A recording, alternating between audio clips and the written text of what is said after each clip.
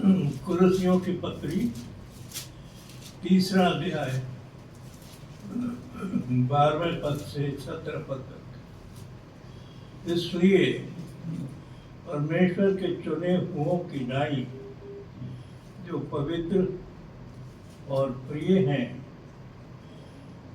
बड़ी करुणा और भलाई और दीनता और नम्रता और सहनशीलता धारण करो। और यदि किसी को किसी पर दोष देने का कोई कारण हो तो एक दूसरे की सह लो, और एक दूसरे के अपराध क्षमा करो, जैसे प्रभु ने तुम्हारे अपराध क्षमा किए वैसे ही तुम भी करो। और इन सब के ऊपर प्रेम को, जो सिद्धता का कटिबंध है, बांध लो। और मसीह की शांति, जिसके लिए तुम एक देह होकर बुलाए गए हो, तुम्हारे हृदय में राज्य करे। और तुम धन्यवादी बने रहो। मसीह के वचन को अपने हृदय में अधिकाई से बसने दो, और सिद्ध ज्ञान सहित एक दूसरे को सिखाओ और चिताओ, और अपने अपने मन में अनुग्रह के साथ परमेश्वर के लिए भजन और स्तुति गान और आत्मिक गीत गाया करो। और वचन से या काम से जो कुछ भी करो, सब प्रभु यीशु के नाम से करो, और उसके द्वारा परमेश्वर पिता का धन्यवाद करो। प्रभु अपने वचन के पढ़े जाने पर आशीष दे। आमीन। हम प्रार्थना करें। स्वर्गीय पिता, हम धन्यवाद करते हैं प्रभु कि तू जीवित परमेश्वर है, आज कल और सर्वदा एक सा है। तू हमारा परमेश्वर है और हमारा पिता है। तू अपने बच्चों के ऊपर अपनी कृपा दृष्टि बनाए रखता है प्रभु, जैसा कि तू इस्राएलियों के ऊपर अपनी दृष्टि को बनाए हुए था। और जब उनकी चिल्लाहट तुझे सुन पड़ी तो तूने उस पर चित्त लगाया, और तू स्वर्ग से उतर आया, और तूने मूसा को अपने लोगों को छुड़ाने के लिए मिस्र देश में भेजा, और उसके द्वारा से तूने अपने लोगों को छुड़ा भी लिया और उन्हें एक ऐसे देश में पहुंचाया जहां दूध और मधु की धाराएं बहती थी। प्यारे पिता परमेश्वर, आज हम भी उन्हीं इस्राएलियों के समान अपने बंधन से मुक्त हो चुके हैं, क्योंकि प्रभु यीशु ने हमें छुड़ाया है। प्रभु यीशु ने हमें नया जीवन दिया है। प्रभु यीशु ने हमें एक नया वचन दिया है, प्रकाश दिया है, हमारी आंखों को खोला है, हमारे कानों को खोला है कि हम उसके वचन की गहराई को देख सकें।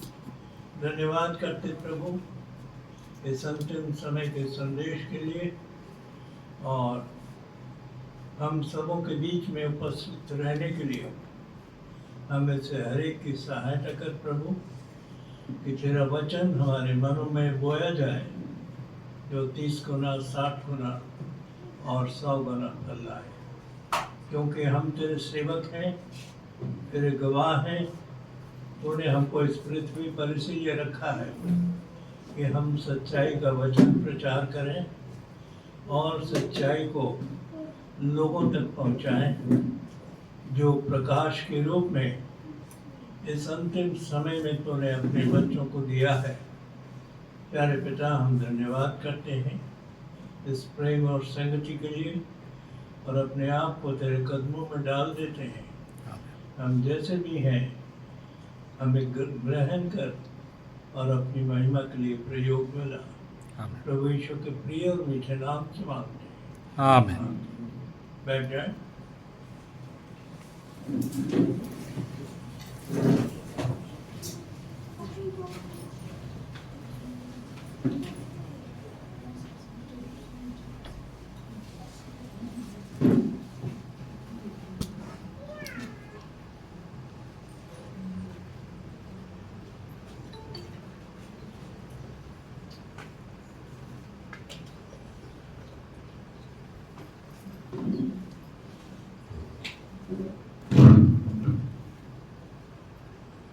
मैं प्रभु का बहुत आभारी हूँ कि उसने मुझे ये मौका दिया है कि आज शाम के वक्त प्रभु के वचन के आधार पर हम कुछ बातों को सीख सकेंगे। प्रभु ने कलीसिया में 5 प्रकार की सेवा रखी है, जिसका कि वर्णन हमको इफिसियों की पत्री में मिलता है।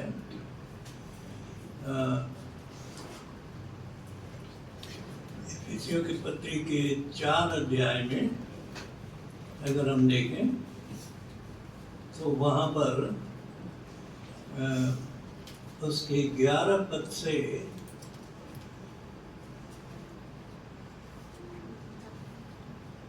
वचन ये कहता है,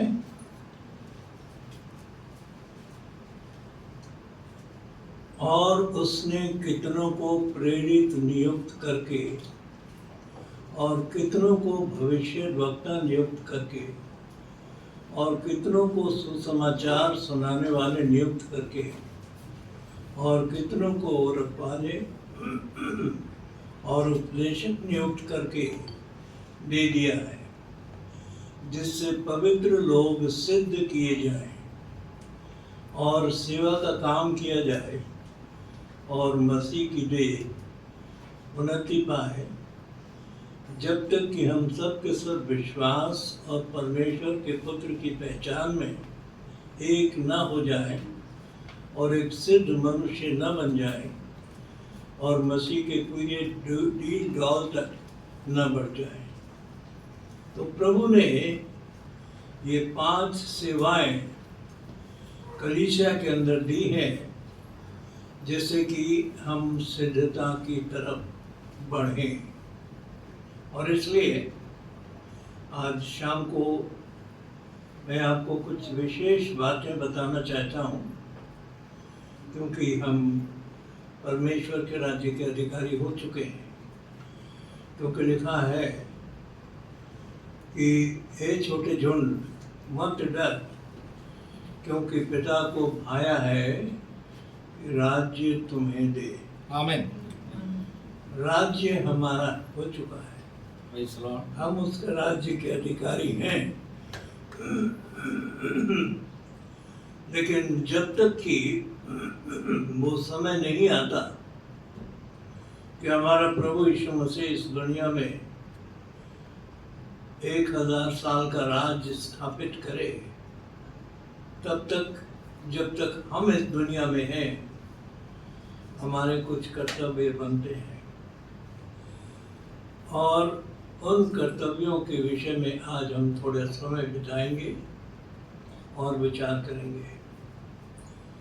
एक क्रिश्चियन जब दूसरे क्रिश्चियन से मिलता है तो यही सवाल होता है कि भाई आप कौन से डिनोमिनेशन के हो। जब एक क्रिश्चियन दूसरे क्रिश्चियन से मिलता है तो यही सवाल होता है कि भाई आप कौन से डिनोमिनेशन के हो। तो वो जिस डिनोमिनेशन का होता है वो अपना बताता है कि मैं बैप्टिस्ट हूँ या CNI हूँ या लूथरन हूँ या जो कुछ भी है। लेकिन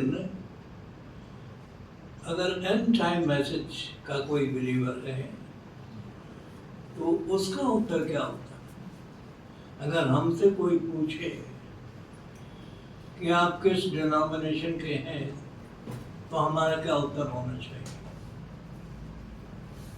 हम भी तो हैं, कुछ ना कुछ तो है जी। तो हमारी रिस्पॉन्सिबिलिटी क्या है, हमारा कर्तव्य क्या है, हम कौन हैं, ये सारी बातें हमको मालूम होनी चाहिए। और आज मैं आपको 10 बातें बताना चाहता हूँ जो कि एक एंड टाइम बिलीवर की कैरेक्टरिस्टिक है। आमीन। आप कौन हैं? आप एक एंड टाइम बिलीवर हो, किसी डिनोमिनेशन के आप नहीं हो। क्योंकि कल रात को हम लोगों ने सुना कि डिनोमिनेशन या संस्था जिसको कि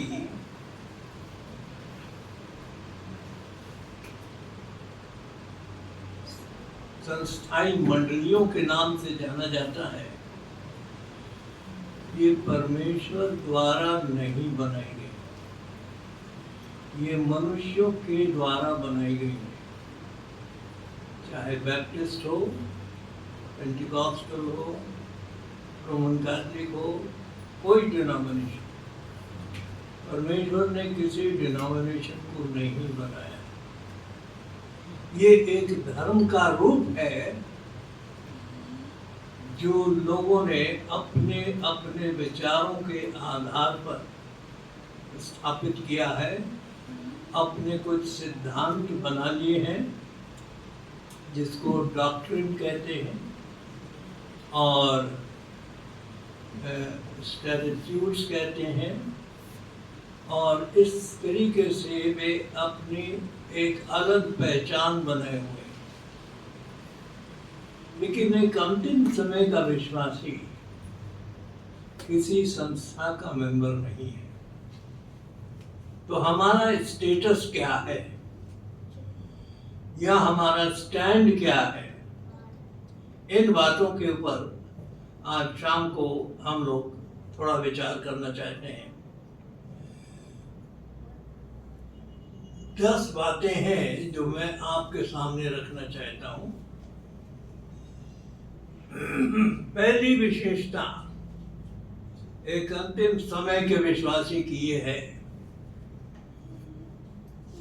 कि उसका एक ऐसा आधार है जो टल नहीं सकता। आमीन।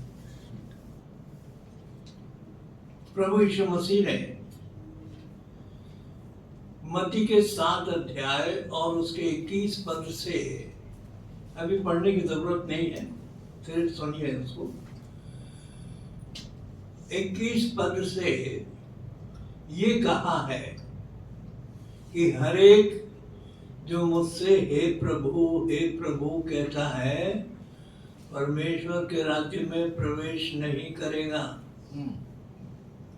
परमेश्वर के राज्य में सब लोग जाना चाहते हैं, लेकिन अपने अपने तरीके से हे प्रभु कह के, बलिदान चढ़ा के, कुछ और अपने तौर तरीके बनाए हुए प्रयोग में लाकर हम परमेश्वर के राज्य में प्रवेश करना चाहते हैं, वो नहीं चलेगा। प्रभु यीशु कहते हैं कि हर एक जो मुझसे हे प्रभु कहता है, स्वर्ग के राज्य में प्रवेश नहीं करेगा, परंतु वही जो मेरे स्वर्गीय पिता की इच्छा पर चलता है, वही जो मेरे स्वर्गीय पिता की इच्छा पर चलता है। उस दिन बहुतेरे होंगे जो मुझसे आकर कहेंगे, हे प्रभु, क्या हमने तेरे नाम से भविष्यवाणियां नहीं की? तो प्रभु कहेगा, हाँ किया। क्या तेरे नाम से दुष्ट आत्माओं को नहीं निकाला? हाँ निकाला। क्या बहुत से अद्भुत काम नहीं किए? हाँ किए। जो कुछ भी वो क्लेम करेंगे, प्रभु कहेगा, हाँ तुमने किया, लेकिन मैं तुमको नहीं जानता कि तुम कौन हो। मेरे पास से दूर हो हे कुकर्म करने वालों, ऐसा लिखा हुआ है वहां। क्यों प्रभु कहेगा? आज मसीही संस्था में बहुत से लोग हीलिंग मिनिस्ट्री करते हैं, ठीक है, हीलिंग मिनिस्ट्री अच्छा है। हीलिंग मिनिस्ट्री जो थी प्रभु यीशु मसीह ने भी किया, लेकिन हीलिंग में साल्वेशन नहीं है। हीलिंग में साल्वेशन नहीं है। हीलिंग हो सकती है आपकी, कोई बीमारी हो, कोई तकलीफ हो, प्रभु के नाम से तेल मलकर आपके ऊपर प्रार्थना की जाएगी, आप चंगे हो जाओगे। लेकिन आपकी आत्मा का क्या होगा? आपका शरीर तो चंगा हो जाएगा, लेकिन आपकी आत्मा का क्या होगा, ये कोई विचार नहीं करता। प्रभु यीशु मसीह को हमें पहन लेना है, और जब हम प्रभु यीशु मसीह को पहन लेते हैं तो हम उसके हो जाते हैं और हम उसकी आज्ञाओं का पालन करते हैं।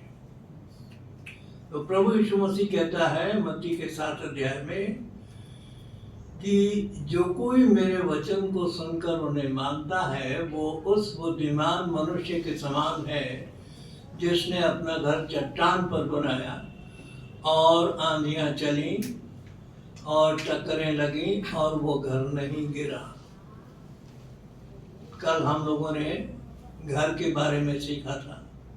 बुद्धि ने अपना घर बनाया है और उसके 7 खंभे गढ़े हुए हैं, वो गिरने वाले नहीं हैं, वो पक्के मजबूत खंभे हैं और चट्टान है, वो कभी हिलने वाले नहीं। तो जो प्रभु के वचन को मानता है उसका घर यानी आत्मिक घर चट्टान पर बना हुआ, यानी कि प्रकाशन। चट्टान किसको कहा गया है? प्रकाशन को कहा गया। कल रात में हम लोगों ने ये भी देखा कि प्रभु यीशु मसीह ने कहा, चेलों से पूछा था कि लोग मनुष्य के पुत्र को क्या कहते हैं, तो क्या उत्तर मिला था कि कोई कुछ कहता है, कोई कुछ कहता है, कोई कुछ कहता है। कोई कहता है कि एलिया है, कोई कहता है यशायाह है, कोई कहता है यिर्मयाह है, या नबियों में से कोई एक है। दूसरे शब्दों में कंफ्यूजन क्या है? कंफ्यूजन है। एंड टाइम मैसेज में कंफ्यूजन नहीं है। क्योंकि हमारा उत्तर पतरस के समान है। हमारा उत्तर फरीसियों के समान नहीं है, सदूकियों के समान नहीं है, शास्त्रियों के समान नहीं है। और पतरस ने जब ये कहा कि तू जीवते परमेश्वर का पुत्र मसीह है, तो प्रभु यीशु मसीह ने उसे पसंद किया और उसे सराहा और कहा कि मांस और लहू ने तुझ पर ये बात प्रकट नहीं की। मांस और लहू का मतलब मनुष्य की बुद्धि ने तुझे ये प्रकाश नहीं दिया, लेकिन मेरे पिता ने जो स्वर्ग में है उसने तुझे ये प्रकाश दिया कि मैं कौन हूँ, और तब तू ठीक उत्तर दे पाया है। और इसलिए जो कुछ तुझे मिला है वो पत्थर है, यानी वो प्रकाश, वो प्रकाशन जो कि वचन का आज एंड टाइम मैसेज में मिला है, वो पत्थर है। और अगर आपका मसीही घर उस प्रकाशन के ऊपर बना हुआ है तो वो कभी टलने वाला नहीं है। आमीन। इसलिए कि आपने परमेश्वर के वचन को स्वीकारा है, और परमेश्वर का वचन हमारे विश्वास का आधार है। ये पहली विशेषता है। एंड टाइम मैसेज किसको मानता है? परमेश्वर के वचन को। समय नहीं है कि हम इसके डिटेल में जाएंगे, क्योंकि इसकी भी 7 अलग विशेषताएं हैं जो मैं कभी और बता सकूंगा। लेकिन इतना जान लीजिए कि परमेश्वर का वचन पूर्ण है, परफेक्ट है और उसमें कोई त्रुटि नहीं है, और इसलिए हम परमेश्वर के वचन को अपने विश्वास का आधार मानते हैं। दूसरी विशेषता जो कि एक अंतिम समय के विश्वासी की है कि समय का सीधा या समय का भोजन आज हमें मिला है। आमीन। डिनोमिनेशन जो है, चाहे किसी भी डिनोमिनेशन को हम ले लें, उनके पास प्रकाश नहीं है। उनके पास वही पुराना भोजन है जिसको कि सड़ा गला मांस कहते हैं, वही खा रहे हैं। और ये किसका खाना है? गिद्धों का खाना। गिद्ध लोग खाते हैं सड़ा गला मांस। हम कौन हैं? हम उकाब हैं। परमेश्वर ने हमें उकाब बनाया। उकाब भी मांस खाता है, लेकिन ताजा मांस खाता है। आमीन। वो सड़ा गला मांस नहीं खाता। Yes yes. वो ताजा मांस खाने वाला, जो कुछ वो पकड़ेगा अपने पंजे से उसे ही खाएगा। ये है एक एंड टाइम बिलीवर, जो कि एक ईगल है, यानी कि उकाब पक्षी है। उसको सड़ा गला मांस नहीं चलेगा। परमेश्वर का फ्रेश फूड या प्रकाशित वचन जो कि आज परमेश्वर ने नबी के द्वारा हमको दिया है। आमीन। हमने अभी देखा इफिसियों 4:11 में 5 प्रकार की सेवाओं के बारे में, और उसमें भविष्यद्वक्ता का भी वर्णन है। प्रभु ने इस अंतिम युग में एक भविष्यद्वक्ता को भेजा है, जिसके द्वारा से प्रकाश की बातें उसके बच्चों तक पहुंचाई जाएंगी। हमने कल देखा था मत्ती के 1 अध्याय के 21 पद में, जो स्वर्गदूत ने यूसुफ से कहा था स्वप्न में कि वो पुत्र जनेगी और तो उसका नाम यीशु रखना, क्योंकि वो अपने लोगों का उनके पापों से उद्धार करेगा। अपने लोगों का, ये विशेष बात है, सबका नहीं, अपने लोगों का। अब सवाल ये पैदा होता है कि कौन है उसके अपने लोग? हम कैसे उसके अपने लोग बन जाते हैं? ये हमें बाइबल बताती है, डिनोमिनेशन नहीं बताएगी। डिनोमिनेशन तो आपको अपने सिद्धांत के मुताबिक ले जाएगी। पिता पुत्र पवित्र आत्मा के नाम से बपतिस्मा देगी, क्योंकि उनकी समझ में नहीं आता कि यीशु मसीह की आज्ञा क्या है। हम जानते हैं कि प्रेरित 2:38 बाइबल का एकमात्र बपतिस्मा है। क्या है? मन फिराओ और तुम में से हर एक अपने अपने पापों के मोचन के लिए। वहाँ क्षमा लिखा है हिंदी में, लेकिन मैं क्षमा नहीं पढ़ रहा हूँ, मैं मोचन शब्द का प्रयोग कर रहा हूँ। मुझे नहीं मालूम उड़िया भाषा में क्या है। क्षमा है जी। नहीं, वो गलत है। वहाँ पर मोचन शब्द का प्रयोग होना चाहिए, क्योंकि रिमिशन शब्द इंग्लिश में आया है जी, और रिमिशन का ट्रांसलेशन मोचन ही होगा, क्षमा नहीं होगा। क्षमा शब्द जो है फॉरगिवनेस के लिए आता है। फॉरगिवनेस और रिमिशन में अंतर है, क्योंकि फॉरगिवनेस का मतलब होता है माफ कर देना, लेकिन दाग बना हुआ है। ये है पुराना नियम। आपकी बाइबल का जो पुराना नियम है उसमें फॉरगिवनेस है, रिमिशन नहीं है। आमीन। रिमिशन कहाँ है? यीशु मसीह के लहू में है। तो पुराने नियम में तो यीशु मसीह का लहू था ही, तो पाप बना हुआ था।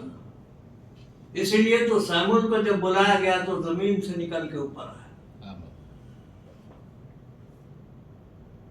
वो जादूगरनी जो थी, शाऊल उस भेष बदल के उसके पास जाता है और कहता है मेरे लिए शमूएल को बुला दे, और शमूएल को बुलाया तो शमूएल ऊपर आया और उसने वैसे ही बातें की जैसा कि वो जीवित रहते हुए कहता था।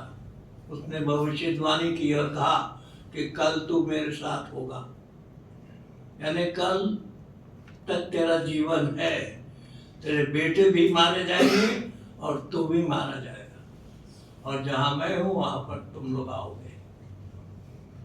लेकिन ऐसी कोई घटना न्यू टेस्टामेंट में तो नहीं है, नए नियम में ऐसी कोई घटना नहीं। क्यों? क्योंकि उस वक्त तक जब तक शमूएल को बुलाया गया यीशु मसीह का लहू उसके ऊपर नहीं लगा था। जब यीशु मसीह का लहू क्रूस पर बहा और उनकी आशा यीशु मसीह के लहू के ऊपर थी, तब पाप उनके मिट गए, कब्रें खुल गई और वो बहुत से पुराने नियम के जो संत लोग थे वो जीवित हो उठे, और यीशु मसीह के कब्र से निकलने के बाद वो भी निकले और बहुतों को दिखाई दिए। मत्ती के 27 अध्याय में आपको ये मिलेगा, 51-52 पद में पढ़ के देखिएगा, वहां मिल जाएगा आपको। लेकिन ये याद रखिए कि अंतिम समय का विश्वासी केवल बाइबल को ही अपना विश्वास का आधार मानता है, और जो वचन को सुनकर नहीं मानता, यीशु मसीह ने कहा है मत्ती के 7 अध्याय में कि वो उस मूर्ख के समान है जिसने अपना घर कहाँ बनाया? बालू पर बनाया, आंधियां चली, तूफान आया और घर गिर गया।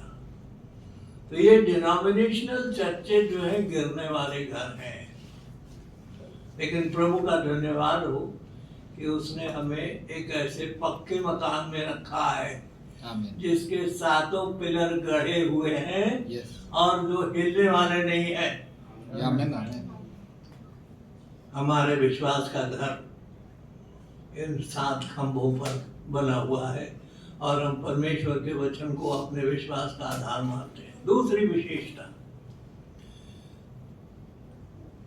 विशेषता ये है कि यीशु मसीह ने अपने चेलों से ये कहा कि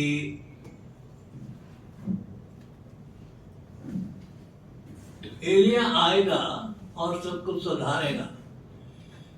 मत्ती के सुसमाचार में अगर हम देखें,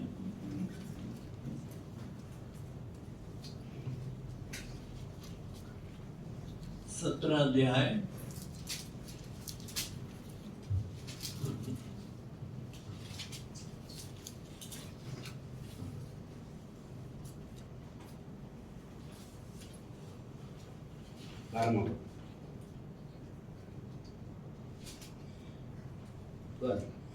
यहाँ पर एक घटना है 17 अध्याय में जो 16वें अध्याय का कंटिन्यूएशन है। अगर 16वें अध्याय का अंतिम पद पढ़ेंगे तो वहां लिखा हुआ है 28वें पद में, मैं तुमसे सच कहता हूं कि जो यहाँ खड़े हैं उनमें से कितने ऐसे हैं कि जब तक मनुष्य के पुत्र को उसके राज्य में आते हुए न देख लेंगे तब तक मृत्यु का स्वाद कभी न चखेंगे। अगर यहाँ चैप्टर खत्म हो गया तो हमने मन में आइडिया बना लिया कि जब तक परमेश्वर के राज्य में यीशु मसीह नहीं आ जाता तब तक वो लोग मरेंगे ही नहीं, क्योंकि यीशु मसीह ने कहा। लेकिन इसको कंटिन्यूएशन में पढ़ना होगा। अब 17 अध्याय का पहला पद पढ़िए।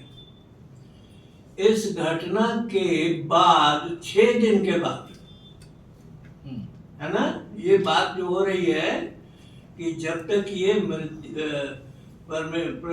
यीशु मसीह को अपने पिता के राज्य में आया हुआ न देख लें तब तक मृत्यु का स्वाद कदापि न चखेंगे।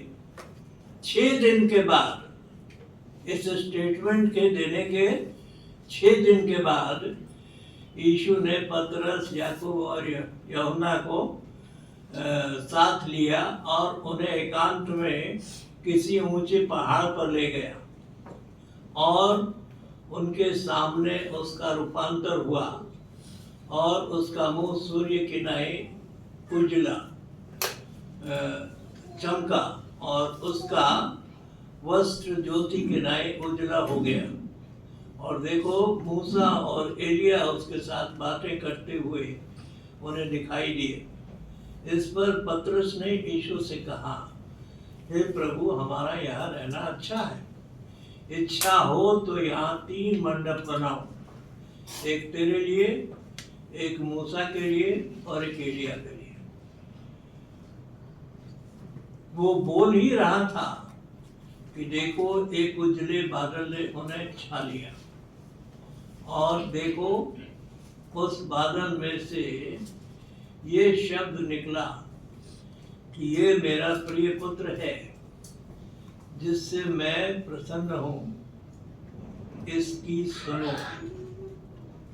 चेले ये सुनकर डर मुंह के बल गिर गए और अत्यंत डर गए। यीशु ने उनके पास आकर कहा, छुआ और कहा, उठो, डरो मत। देखो,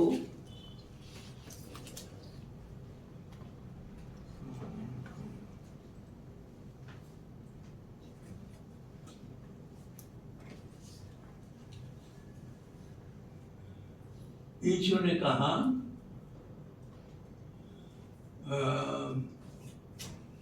चेले सुनकर मुंह के बल गिर गए और अत्यंत डर गए। यीशु ने पास आकर उन्हें छुआ और कहा, उठो, डरो मत। तब उन्होंने अपनी आंखें उठाकर यीशु को छोड़ और किसी को न देखा। जब वे पहाड़ से उतर रहे थे तब उन्हें ये आज्ञा दी कि जब तक मनुष्य का पुत्र मरे हुओं में से जी न उठे तब तक जो कुछ तुमने देखा है किसी से न कहना। और उसके चेलों ने उससे पूछा कि फिर शास्त्री क्यों कहते हैं कि एलिया का पहले आना आवश्यक है। उसने उत्तर दिया कि एलिया तो आएगा और सब कुछ सुधारेगा, परंतु मैं तुमसे कहता हूं कि एलिया आ चुका और उन्होंने उसे नहीं पहचाना, परंतु जैसा चाहा वैसा ही उसके साथ किया। इसी रीति से मनुष्य का पुत्र भी उनके हाथ से दुख उठाएगा। इस घटना के बाद हम ये देख रहे हैं कि अब चेले पहाड़ से उतर रहे हैं और चेलों ने यीशु मसीह से सवाल पूछा कि शास्त्री क्यों कहते हैं कि एलिया का आना आवश्यक है। क्योंकि शास्त्री पुराने नियम को जानते थे, वो उनकी बाइबल थी और पुराना नियम इस प्रतिज्ञा के साथ समाप्त होता है। मलाकी का 4 अध्याय और उसके 5 और 6 पद में ये बाइबल पुराने नियम की अंतिम 2 आयतें, पुराने नियम की अंतिम 2 आयतें जो हैं एक प्रॉमिस के साथ पुराने नियम को समाप्त करती हैं। क्या है? देखो, यहोवा के उस बड़े और भयानक दिन के आने से पहले मैं तुम्हारे पास एलिया नबी को भेजूंगा और वो पितरों का मन पुत्रों की ओर और पुत्रों का मन पितरों की ओर फिरेगा। मैं उसको बदल के पढ़ रहा हूँ क्योंकि हिंदी की बाइबल में माता पिता लिखा है, माता पिता नहीं। उड़िया में कैसे लिखा है? पिता, सिर्फ पिता लिखा है, माता नहीं। माता नहीं। वो भी गलत है, क्योंकि पिता से शारीरिक पिता का बोध होता है। यहाँ शारीरिक पिता का बोध नहीं है, आत्मिक पिता। आत्मा में हमारे पितर कौन है, पूर्वज कौन है, यानी कि हमारे विश्वास की नींव किसने डाली? यीशु मसीह के चेलों ने। वो हमारे पूर्वज हुए। और बालक कौन थे? यीशु मसीह के नए चेले जो थे वो बालक के समान थे, बच्चे थे बिल्कुल। कोई अनुभव नहीं था उनको, बायां दायां क्या है वो भी नहीं समझते थे। यीशु मसीह ने कहा जिसको मैं ये टुकड़ा डुबो के दूंगा वही है मुझे पकड़वाने वाला। अब इससे सिंपल और क्या हो सकता है, लेकिन फिर भी उनकी समझ में नहीं आया। उसने यहूदा इस्करियोती को टुकड़ा डुबो के दिया। इतना तो काफी है कि जिसको मैं दूंगा वही है जो मुझे पकड़वाने वाला है, और फिर भी चेले नहीं समझे। इतने सिंपल हार्टेड थे वो, बच्चों के समान मन था उनका। तो ये शास्त्री और फरीसी और सदूकी जो कि वचन को अच्छी रीति से जानते थे, उनको परिवर्तित करके उनके मन को बच्चों की तरह करना, यानी चेलों के समान बनाना है। ये कौन करेगा? एलिया करेगा। और वो एलिया जो है वो अलग है, लेकिन बच्चों को पितरों की तरफ ले जाने वाला काम करने वाला एलिया जो है वो अलग है। लगभग 2000 साल अलग है एक दूसरे से। यहाँ यूहन्ना बपतिस्मा देने वाला है, यहाँ विलियम मेरियन ब्रानम है। दोनों के बीच में लगभग 2000 साल का अंतर है। यूहन्ना बपतिस्मा देने वाला तीसरा एलिया है, विलियम ब्रानम चौथे एलिया है, जो हमारे और आपके लिए भेजे गए हैं प्रभु के द्वारा, जिससे कि इस वचन की भेद की बातें खोल दी जाएं और आज हम सिद्ध मनुष्य बन के परमेश्वर के राज्य में जाने के योग्य बन सके। इसीलिए आज जो दूसरी विशेषता एंड टाइम मैसेज वाले की है कि वो विलियम मेरियन ब्रानम को मलाकी का दूसरा काम जो है, यानी बालकों का मन पितरों की तरफ फेरने वाला काम जो है, वो विलियम मेरियन ब्रानम के द्वारा पूरा हुआ। इस बात को वो पहचानता है। यस, समझ में आ रही बात? बैप्टिस्ट नहीं मानेगा इस चीज को, सीएनआई नहीं मानेगा इस चीज को, पेंटिकॉस्टल नहीं मानेंगे इस चीज को, आप मानेंगे। यस। क्यों मानेंगे? इसलिए कि आपके विश्वास का सुधार हुआ है। बैप्टिस्ट लोग बपतिस्मा कैसे देते हैं? मैं तुझे पिता पुत्र पवित्र आत्मा के नाम से बपतिस्मा देता हूँ, ये बोलते हैं।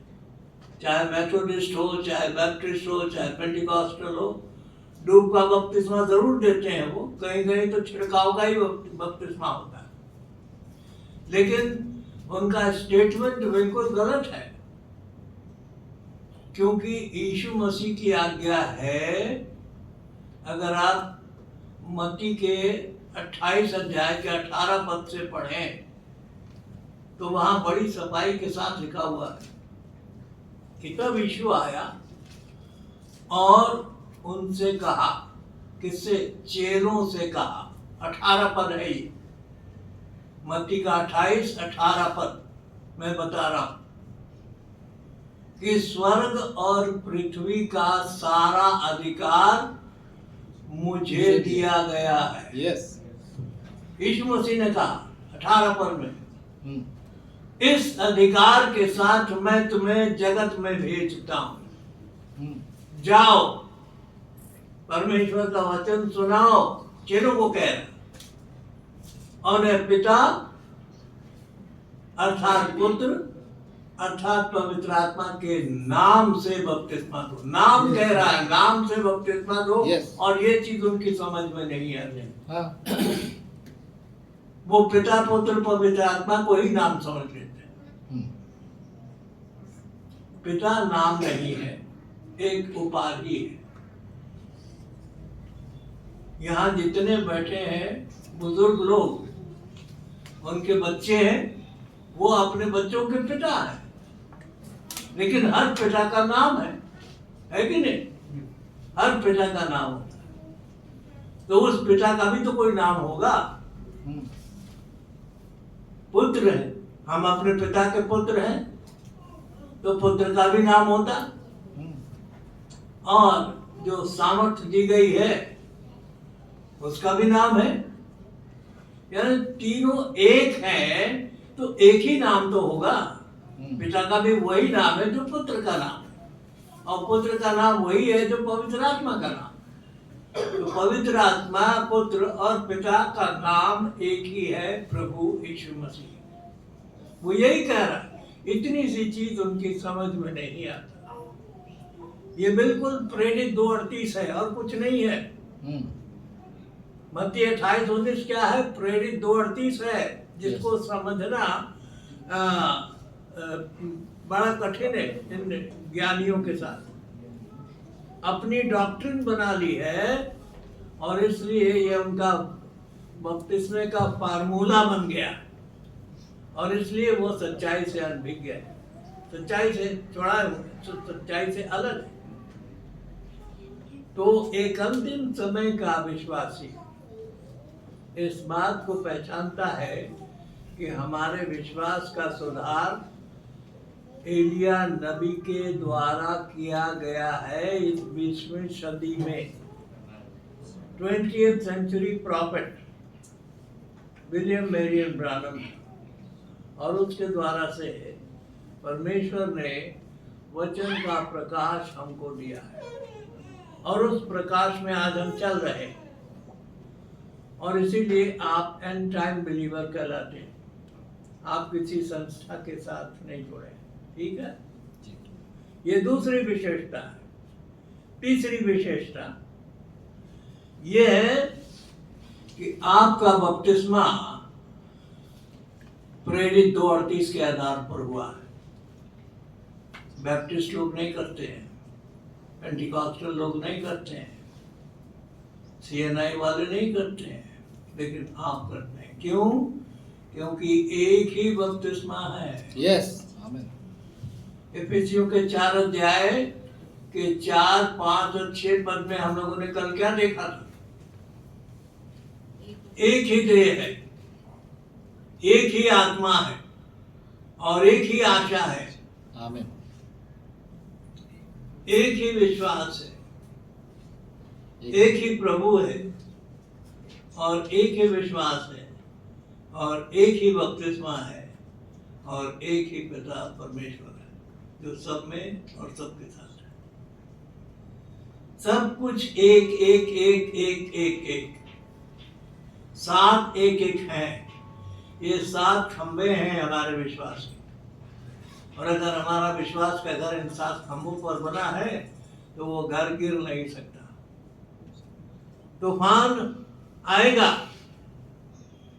आपको लोगों का सामना करना पड़ेगा, लेकिन याद रखिए आपका स्टैंड बिल्कुल सही है, ठीक है, और आप उन लोगों में शरीक हैं जिनको कि बुद्धिमान कुंवारियां कहा गया है, क्योंकि बुद्धिमान कुंवारें ही जाएंगी जिनके दिए में तेल है। और तेल कैसे प्राप्त होता है? प्रेरित 2:38 का फॉलो ऑन करने से। आपने प्रेरित 2:38 पूरा किया है, आपका बपतिस्मा कैसे हुआ है? प्रेरित 2:38 के आधार पर। तीसरी बात, तीसरी विशेषता है आपकी। चौथी विशेषता है कि आप किसी भी डिनोमिनेशन के साथ संपर्क नहीं करते, आप अलग हैं। हम किस युग में रहते हैं? अगर कलीसियाई काल को देखें तो कलीसियाई काल के मुताबिक जो 1906 से आरंभ होता है लाउदिकिया मंडली का युग, अभी भी चल रहा है, लेकिन प्रभु की दुल्हन उससे बाहर आ चुकी है। हम अब ब्राइड एज में, प्रभु की दुल्हन किस में है? Bride as. डिनोमिनेशन किस में है? लाउदीकिया मंडली के युग में। डिनोमिनेशन अभी भी लाउदीकिया मंडली के युग में है, और इसलिए उनको नहीं समझ में आता कि हम क्या करें और क्या न करें। लेकिन प्रभु ने हमें इन डिनोमिनेशंस में से निकाला है। हम किसी डिनोमिनेशन के अंग नहीं हैं। ये चौथी विशेषता है। पहली विशेषता क्या थी? बाइबल हमारा विश्वास का आधार है। दूसरी, विलियम मेरियन ब्रानम को हम पहचानते हैं कि उसके द्वारा से हमारा हृदय ओरिजिनल फेथ की तरफ फेरा गया। तीसरी विशेषता हमने देखी, हमारा बपतिस्मा एक बाइबल का बपतिस्मा जो है प्रेरित 38 उसके आधार पर हुआ। चौथी विशेषता क्या देखी हमने? कि हम किसी डिनोमिनेशनल सिस्टम के अंग नहीं हैं। पांचवी विशेषता,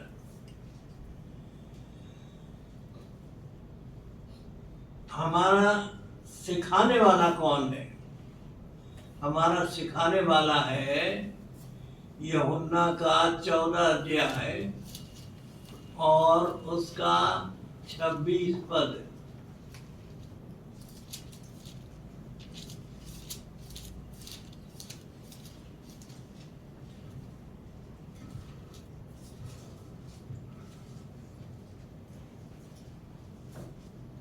किंतु से साहाय्यकारी अर्थात जो पवित्र आत्मा पिता मो नाम प्रेरण करिवे से तुमको समस्त विषय शिक्षा देवे। आउ मु तुमको जहाँ जहाँ कही अछि से सब तुमको स्मरण कराइबे। जब पवित्र आत्मा आएगा तो तुम्हें सब बातें सिखाएगा। ये वचन किसके द्वारा लिखा गया है? पवित्र आत्मा के द्वारा। और इसलिए इसको सिखाने वाला कौन है? पवित्र आत्मा है। और इसलिए आप पवित्र आत्मा के सिखाए चलते हैं, जिससे कि आप प्रभु यीशु के दुल्हन के अंग हो जाएं, कि जब प्रभु यीशु मसीह आए तो आपको अपने साथ ले जाए। यही तो हमारे गोल है ना। हमारे जीवन का उद्देश्य क्या है?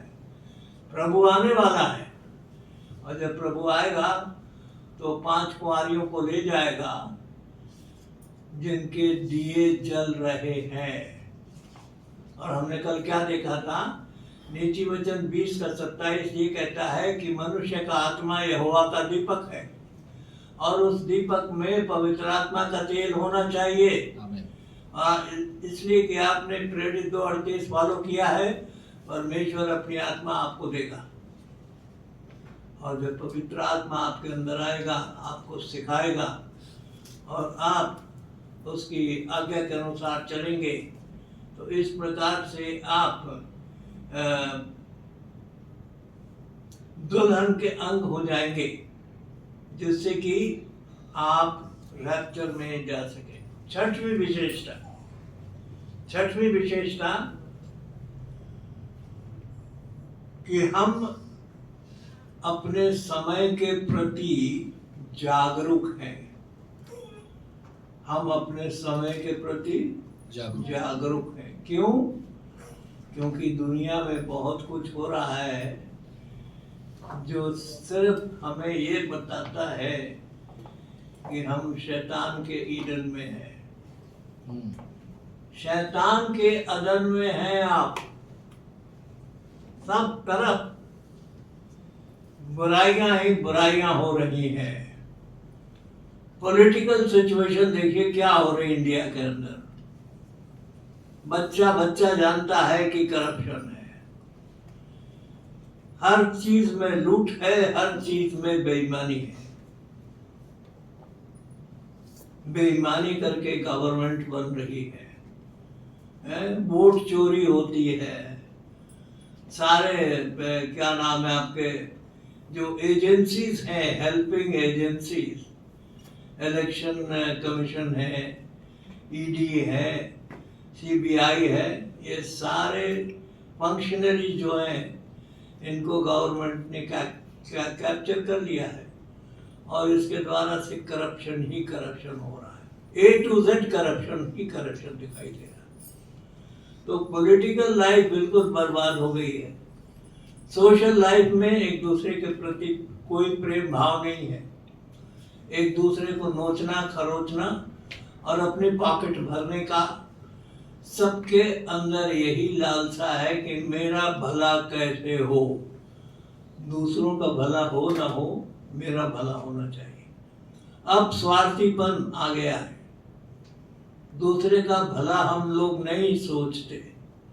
लेकिन एंड टाइम मैसेज एक सैक्रिफिशियल लाइफ है जो कि अपने जागृत होने का प्रमाण देता है। ये छठवीं विशेषता है। और जैसा कि पतरस कहता है, पहला पतरस 5 अध्याय, पहला पतरस 5 अध्याय उसका 8वां पद पढ़ेंगे।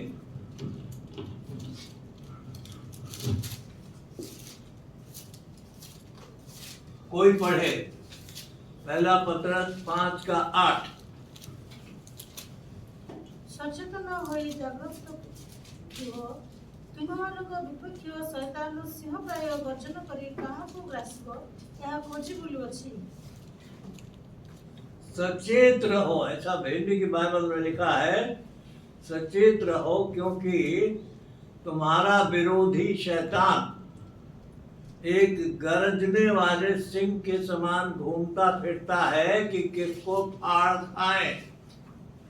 मौका ढूंढता है, आपको नुकसान पहुंचाने का अवसर खोजता है। कौन? शैतान। तो आपको सावधान रहना है। जब रात को चोर आता है चोरी करने तो आप सो रहे होते हैं, लेकिन बाइबल कहती है जागृत रहो, देखते रहो तुम्हारे चारों तरफ क्या हो रहा है। अगर सचेत रहोगे तो अपने आप को बचाए रखोगे। आमीन। और इसलिए एक अंतिम समय का विश्वासी अपने विरोधी को जानता है और विरोधी का मुकाबला करने के लिए आत्मिक हथियारों की तैयारी के साथ उससे मुकाबला करता है। आपके आत्मिक हथियार क्या है? अगर आप इफिसियों के 6 अध्याय के 10 पद से पढ़िएगा तो वहाँ सारे हथियार आपको मिलेंगे। ये सारे हथियार ले लीजिए और शैतान का मुकाबला करिए। शैतान आपसे हार जाएगा क्योंकि वो प्रभु यीशु मसीह से हारा हुआ है। हमारा प्रभु यीशु मसीह कभी हारा नहीं है, वो हमेशा विजयी हुआ है और जो उस पर विश्वास लाएगा वो भी विजयी होगा। 7वीं विशेषता देखेंगे। 7वीं विशेषता ये है कि हम में से हर एक को अपने अपने विश्वास की गवाही देनी है। यस। आप चुप नहीं बैठ सकते। आपको लाभ हुआ है इस मैसेज में आने से। यस। दूसरों को बताइए कि तुम अंधकार में चल रहे हो, ज्योति में आओ। यहाँ प्रकाश है, यहाँ ज्योति है, यहाँ सच्चा मार्ग है। और बाइबल कहती है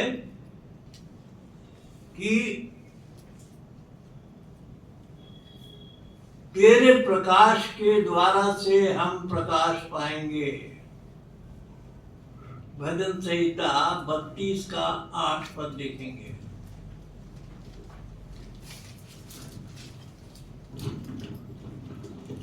ମୁଁ ତୁମକୁ ଉପଦେଶ ଦେବି ଓ ତୁମର ଗନ୍ତବ୍ୟ ମାର୍ଗ ଶିଖାଇବି। ମୁଁ ତୁମ ଉପରେ ଆପଣା ଦୃଷ୍ଟି ରଖି ତୁମକୁ ମନ୍ତ୍ର ଦେବି।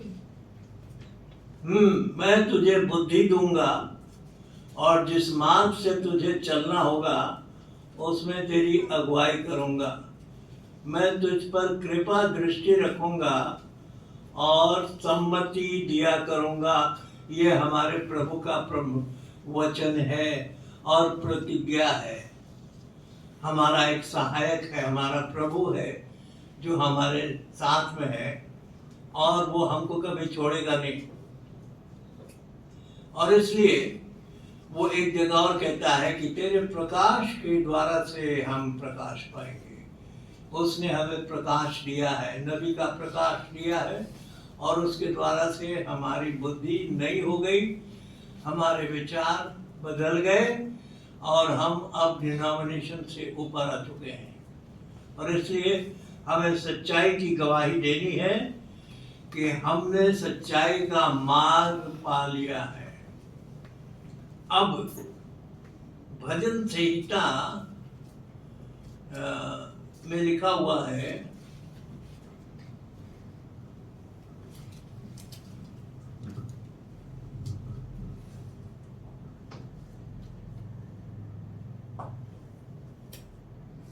भजन संहिता 143 का 8वां पद देखेंगे। भजन संहिता 143 का 8वां पद ये कहता है, अपनी करुणा की बात मुझे सुना, शीघ्र सुना, क्योंकि मैंने तुझी पर भरोसा रखा है। जिस मार्ग से मुझे चलना है वो मुझको बता दे। किस मार्ग से हमें चलना चाहिए ये कौन बताएगा?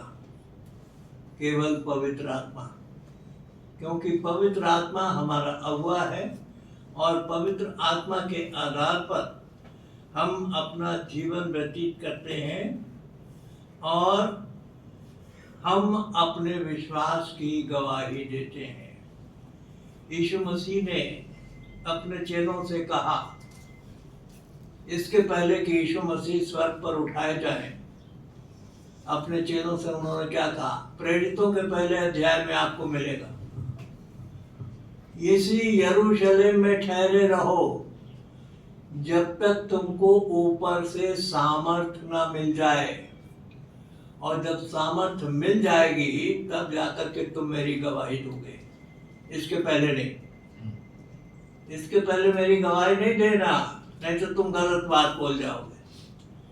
क्योंकि सिखाने वाला आएगा और तुमको सिखाएगा कि तुम्हें क्या बोलना है, तब मेरी गवाही देना। आज भी जब हम गवाही देते हैं तो पवित्र आत्मा की अगुवाई में होकर गवाही देते हैं, जिससे कि जो लोग अंधकार में चल रहे हैं वो ज्योति में आ जाएं और ज्योति की संतान हो जाएं, और परमेश्वर के राज्य के वारिस हो सकें। ये 7वीं विशेषता है। 8वीं विशेषता ये है कि हम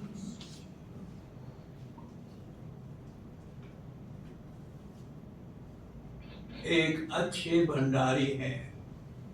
भंडारी का मतलब होता है मैनेजर। हमारे पास जो कुछ भी है, परमेश्वर ने जो हमको दिया है, वो परमेश्वर का दान है, और उसका इस्तेमाल हमारे द्वारा होता है। हमको अकाउंट देना होगा उसको, इसलिए हम जो कुछ भी प्रयोग करते हैं बड़ी ईमानदारी और वफादारी के साथ उसका प्रयोग करें। हम कौन हैं? प्रभु के स्टूवर्ड हैं, प्रभु के भंडारी हैं। प्रभु कहता है कि जो कुछ मैंने तुमको दिया है उसमें से 10वां हिस्सा मेरा है। किसका है? प्रभु का है। प्रभु को देना है उसका 10वां हिस्सा। लेकिन सब लोग जब 10वां हिस्से की बात होती है तो पैसे के रूप में उसको देखते हैं। नहीं, पैसा तो है, अलग है, लेकिन ये 24 घंटे जो आपको मिलते हैं प्रतिदिन, ये किसकी देन है? परमेश्वर की देन है। 24 घंटे में से 2 घंटा कुछ मिनट होता है जो 10वां हिस्सा होता है। क्या आप परमेश्वर को देते हैं? समाज ये पैदा होता। अपना अपना जवाब अपने आप में जानिए, हमें बताने की जरूरत नहीं है। लेकिन 10वां हिस्सा समय का परमेश्वर का है, आपको देना है। यानी कि रोज बाइबल पढ़ना है, रोज प्रार्थना करना है, रोज गवाही देना है। ये सारा काम आपको करना है। इससे आप क्या करेंगे? अपना विश्वास भी बढ़ाएंगे और बहुतों को मसीह के लिए जीत भी लेंगे। जो प्रभु की भेड़ होगी वो वचन को सुनेगी और ग्रहण करेगी। तो हम एक अच्छे भंडारी हैं और परमेश्वर ने जो कुछ हमें दिया है उसको हम 7 भागों में बांटते हैं। जो कुछ परमेश्वर ने हमें दिया है उसको हम 7 भागों में बांटते हैं। क्या है? पहला है धन दौलत, जिसको हम मनी पावर कहते हैं या रुपया पैसा मान लीजिए। और मटेरियल पोजीशन, जिसको हम नाम दे सकते हैं मटेरियल पोजीशन। मटेरियल पोजीशन में होगा, ये बिल्डिंग है, ये किसी की बिल्डिंग है, जिसकी है वो उसका ओनर है। तो हमारे पास अपना घर हो सकता है, अपना खेत हो सकता है, अपने जानवर हो सकते हैं, अपना पैसा हो सकता है, अपना हीरा जवाहरात हो सकता है, बहुत कुछ हो सकता है जो हम कह सकते हैं कि हमारा। उसमें 10वां हिस्सा प्रभु का है। समझ में आई बात? तो पहला है मटेरियल पोजीशन, दूसरा है परमेश्वर ने हमें कुछ ना कुछ विशेषता दी है जिससे हम प्रभु की सेवा करते हैं। जैसे कि ये बाजा बजाना है, गीत गाना है, ये सब सेवा के काम है। कोई टीचर है, कोई डॉक्टर है, कोई वेलफेयर ऑफिसर है, जो कुछ भी है, जो कुछ भी प्रभु ने हमको सेवा का काम दिया है, याद रखिए प्रभु की महिमा के लिए उसका प्रयोग होना है। तीसरी विशेषता जो उसने हमको दी है वो है हमारा अपना शरीर। ये शरीर परमेश्वर की दान है। कोई पढ़े पहला कुरिन्थियों का 6 अध्याय 19 और 20 पद। ଅବା ତୁମ୍ଭମାନଙ୍କ ଶରୀର ଯେ ଈଶ୍ୱରଙ୍କ ଠାରୁ ପ୍ରାପ୍ତ, ତୁମ୍ଭମାନଙ୍କର ଅନ୍ତର୍ବାସୀ ପବିତ୍ରାତ୍ମାଙ୍କ ମନ୍ଦିର, ଏହା କ'ଣ ଜାଣ ନାହିଁ? ଆଉ ତୁମ୍ଭେମାନେ ନିଜେ ନିଜର ନୁହଁ, କାରଣ ତୁମ୍ଭେମାନେ ବିଶେଷ ମୂଲ୍ୟରେ କିଣାଯାଇଅଛ। ଏଣୁ ତୁମ୍ଭମାନଙ୍କ ଶରୀରରେ ଈଶ୍ୱରଙ୍କ ଗୌରବ ପ୍ରକାଶ କର। क्या तुम नहीं जानते कि तुम्हारा शरीर परमेश्वर का मंदिर है? जी। पवित्र आत्मा तुम्हारे अंदर रहता है और तुम दाम देकर मोल लिए गए हो, इसलिए तुम अपने नहीं हो। तुम किसके हो चुके हो? प्रभु के। इसलिए अपने शरीरों के द्वारा परमेश्वर की महिमा करो। किसके द्वारा?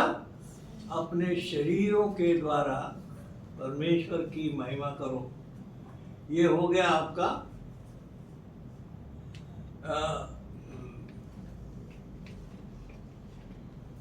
पहला आपने देखा धन दौलत, पहला आपने देखा समय, दूसरा है धन दौलत, तीसरा है आपका विशेष गुण, गाना गाते हैं या प्रचार करते हैं या सेवा करते हैं, जो कुछ भी है। चौथा हुआ आपका अपना शरीर और 5वां है आपका परिवार। आपका परिवार, आप अपने परिवार के सदस्य हो ना। घर में बच्चे हैं, माता पिता हैं और भी रिश्तेदार हैं। सबकी कुछ न कुछ जिम्मेवारी है परिवार के अंदर। वो भी एक स्टूवर्ड का काम है। समय नहीं कि इसके ऊपर बहुत इलेबोरेट किया जाए, लेकिन सिर्फ पॉइंट में बता रहा हूँ। 6वीं चीज आपकी कलीसिया। अभी आप कहाँ बैठे हैं? एक कलीसिया के अंदर बैठे हैं ना जी। आप कलीसिया के एक सदस्य हैं। यहाँ भी आपकी कुछ रिस्पॉन्सिबिलिटी यस है ना। यस। और 7वीं चीज जो अंतिम है, जो पहला कुरिन्थियों के 4 अध्याय के पहले पद में मिलता है। पहला कुरिन्थियों का 4 अध्याय पहला पद। लोके ଆମମାନଙ୍କୁ ଖ୍ରୀଷ୍ଟଙ୍କର ପରିଚାରକ ପୁଣି ଈଶ୍ୱରଙ୍କର ନିଗୁଡ଼ ତତ୍ତ୍ୱର ଭଣ୍ଡାର ପ୍ରିୟ ବୋଲି ମନେ କରନ୍ତୁ। ଆଉ ଭଣ୍ଡାର ଘରିଆ ବିଷୟରେ ଏହା ନିତାନ୍ତ ଆବଶ୍ୟକ ଯେପରି ସେ ବିଶ୍ୱସ୍ତ ଦେଖାଯାଏ। लोग हमें परमेश्वर के भेदों के भंडारी जाने। क्या जाने हमको? परमेश्वर के भेदों के भंडारी। ये बैप्टिस्ट वाले नहीं बोल सकते, ये CNI वाले नहीं बोल सकते, ये आप बोल सकते हो। क्यों? आपको परमेश्वर के भेदों को खोल करके बताया गया है।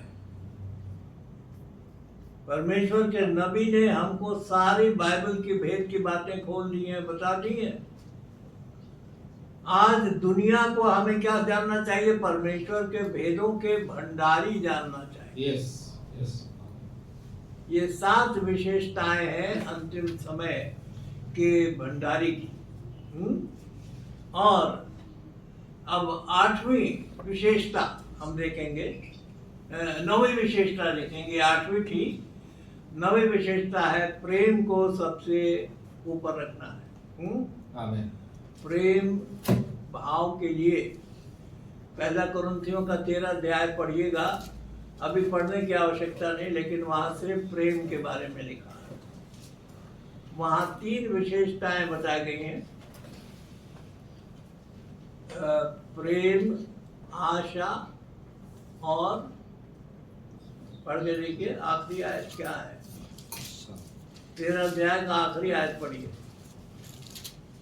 अतएव विश्वास, भरोसा, प्रेम ए 3 स्थायी अटे और एମାନଙ୍କ ମଧ୍ୟରେ प्रेम उत्कृष्ट। क्या क्या है? विश्वास, विश्वास, भरोसा व आशा, भरोसा, आशा, प्रेम और प्रेम। लेकिन इन तीनों में कौन बड़ा है? प्रेम सबसे बड़ा है। और इसलिए अंतिम समय का विश्वासी प्रेम का अनुयायी है, प्रेम का फॉलोअर है। और अंतिम विशेषता जो कि एक अंतिम समय के विश्वासी की है, हमारा स्पिरिचुअल बैलेंस सही होना चाहिए। स्पिरिचुअल बैलेंस का मतलब क्या है? हमारा रिलेशनशिप परमेश्वर पिता के साथ और भाई बहन के साथ उचित होना चाहिए। आमीन। समझ में आ रही बात? और इसलिए इसको 2 भागों में बांटा गया। एक तो प्राइवेट मेडिटेशन, दूसरा कॉर्पोरेट, यानी कि जैसा अभी आप बैठे हैं, संयुक्त भाग में करो, एक समाज के रूप में, एक बॉडी के रूप में आप बैठे हुए हैं। तो हर मीटिंग में उपस्थिति आपकी जरूरी है। जब भी चर्च सर्विस होती है आपको आना है। यस। इसलिए कि आपकी आत्मिक उन्नति के लिए हम जमा होते हैं। और प्राइवेट लाइफ भी आपकी वही होना चाहिए। बाइबल का डेली पढ़ना होना चाहिए, प्रार्थना करने चाहिए, उपवास रखना चाहिए। ये सारी चीज़ें जो है आपके स्पिरिचुअल बैलेंस को बना के रखेंगी। ठीक है? ये 10 बातें हैं जो कि एंड टाइम बिलीवर की विशेषताएं हैं, जो किसी बैप्टिस्ट की नहीं हो सकती, किसी पेंटिकॉस्टल की नहीं हो सकती, न रोमन कैथलिक की हो सकती, केवल आपकी हो सकती है। आमीन। इसलिए कि आप परमेश्वर के वचन को मानते हैं और परमेश्वर के वचन को जानते हैं। और इसलिए आज हम सिर हैं, पूछ नहीं है। क्या है? सिर है। सिर है, पूछ नहीं। देखिए यहाँ पर लिखा हुआ है, ये शायद अभी की पुस्तक में अगर हम देखें,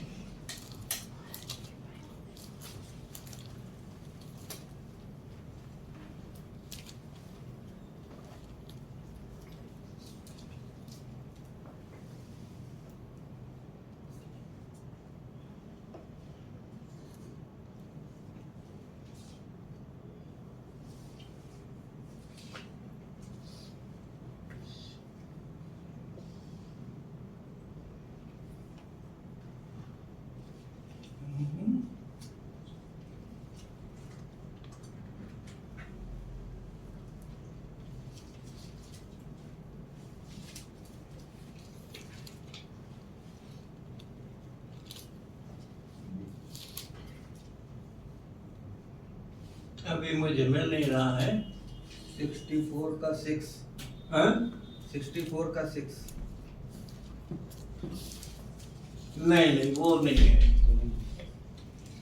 64 का 6 वो तो हमारा धार्मिकता के बारे में है ना, वो धार्मिकता के बारे में है। 64 जो है वो धार्मिकता है, लेकिन पूंछ और सिर के बारे में 8वें या 9वें अध्याय में कहीं है। मैं तुम्हें सिर, पूंछ नहीं सिर बनाऊंगा, ऐसा कुछ लिखा है।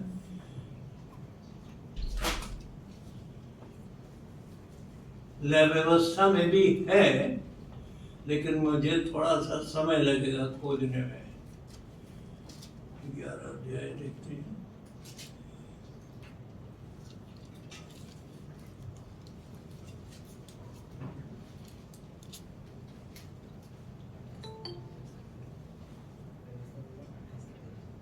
अट्ठाईस का 13। 28 का 13 है लय व्यवस्था में। जी साहब। व्यवस्था विवरण। व्यवस्था हाँ? व्यवस्था विवरण।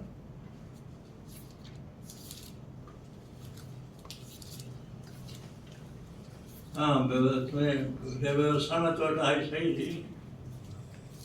28 का 13।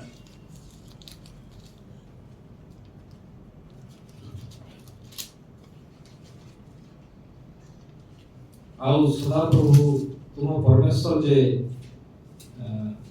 ଦେଶ ଆଜ୍ଞା ମାନିବାକୁ କରିବାକୁ ମୁଁ ଆଜି ତୁମକୁ ଆଦେଶ କରୁଅଛି, ସେସବୁ ଯେବେ ତୁମେ ଶୁଣିବ, ମୁଁ ଆଜି ତୁମମାନଙ୍କୁ ଯେ ବାକ୍ୟ ଆଜ୍ଞା କରୁଅଛି, ତୁମେ ତହିଁର ମଧ୍ୟରୁ କୌଣସି ବାକ୍ୟର ଦକ୍ଷିଣରେ କି ବାମରେ ଫେରି ଅନ୍ୟ ଦେବତାଙ୍କର ସେବା କରିବା ପାଇଁ ସେମାନଙ୍କ ଅନୁଗାମୀ ନ ହେବ। ତେବେ ସଦାପ୍ରଭୁ ତୁମକୁ ମସ୍ତକ କରିବେ, ଲାଙ୍ଗୁଳ କରିବେ ନାହିଁ। तुम्हें केवल उपरिस्थ है, पुणी नीचस्थ है नहीं। हाँ यहाँ 13 में है, ठीक है। 28 का 13 में है। मैं व्यवस्था में खोज रहा था। और यहोवा तुझको पूंछ नहीं किंतु सिर ही ठहराएगा, और तू नीचे नहीं परंतु ऊपर ही रहेगा। आज हिंदू समाज में ब्राह्मण लोग अपने आप को ऊंचा समझते हैं ना। हाँ। आप क्रिश्चियन समाज में ब्राह्मण हो, प्रेज़ द लॉर्ड। आपने ब्राह्मण की पोजीशन प्राप्त कर ली है एंड टाइम मैसेज में आकर के, क्योंकि ये सबसे ऊंचा है और सच्चाई आपके पास है, ये डिनोमिनेशन वालों के पास नहीं है। ये शायद में हम देख रहे थे ना, 9 का 15 है ब्रदर। जी जी ये शायद 9 का 15 है। पढ़ते हैं।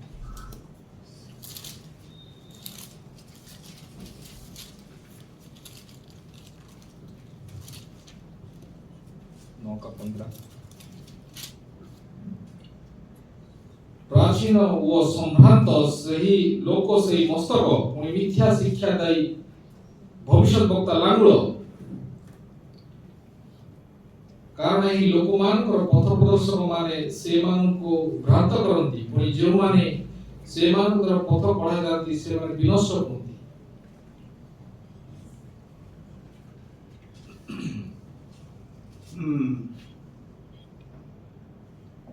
13 से पढ़ते हैं। तो अभी ये लोग अपने मारने वाले की ओर नहीं फिरे और न सेनाओं के यहोवा की खोज करते हैं। इस कारण यहोवा इस्राएल में से सिर और पूंछ 14 में है। इस कारण यहोवा इस्राएल में से सिर और पूंछ को खजूर और की डालियों और सरकंडे को एक ही दिन में काट डालेगा। पुरनिया और प्रतिष्ठित पुरुष तो सिर हैं और झूठी बातें सिखाने वाला नबी क्या है? पूंछ है। तो आप पूंछ नहीं है, आप कौन है? सिर है।